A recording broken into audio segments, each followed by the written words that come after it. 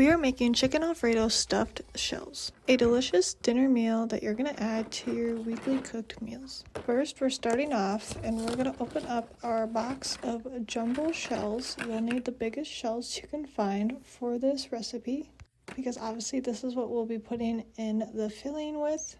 And then I dumped them out in my pan first because I wasn't sure how many I needed to cook because this was my first time trying out this recipe.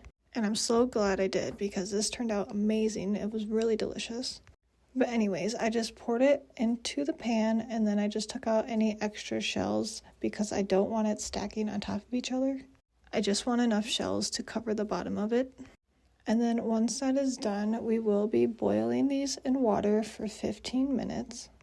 After 15 minutes, they should be nice and soft, easy to open to put the filling inside. But you don't want them cooked too much since we still are baking them in the oven for a little bit longer. But like I said, always check it, but it only took me 15 minutes for these shells to be done once they were boiling in water. But it's always a good idea just to check. And all you have to do is check is just pull one out with a fork and just taste test it to see how hard or soft the shell is.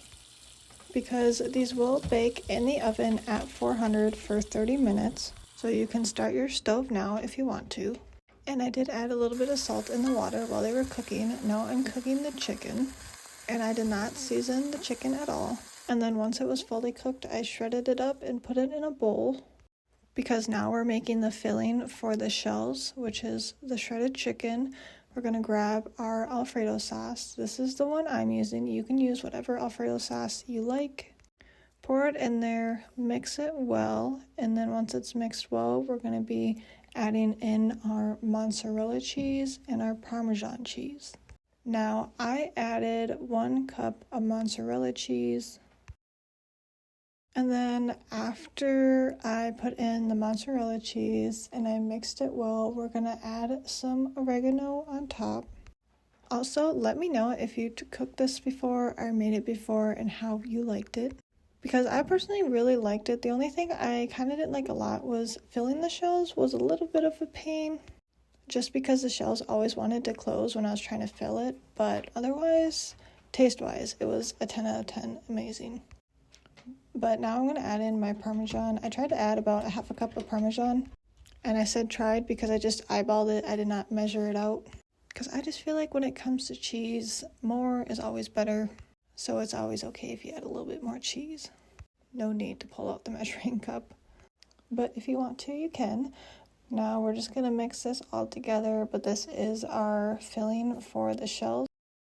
So yeah, I did add a little bit more Parmesan because I felt like there just wasn't enough in there. But anyways, now we're going to move on and fill these shells. I didn't record me filling each and every single shell because you kind of get the idea what you need to do. But you basically just hold open the shell as best as possible and then fill the shell with as much of that chicken Alfredo filling as you can. And then just place each one in the pan upwards so all the filling does not fall out. Now this is the most time consuming part out of everything because like I said, the shells never want to stay open when you're trying to fill it and it gets a little messy. But like I said, this recipe was absolutely delicious, so it was worth it in the end.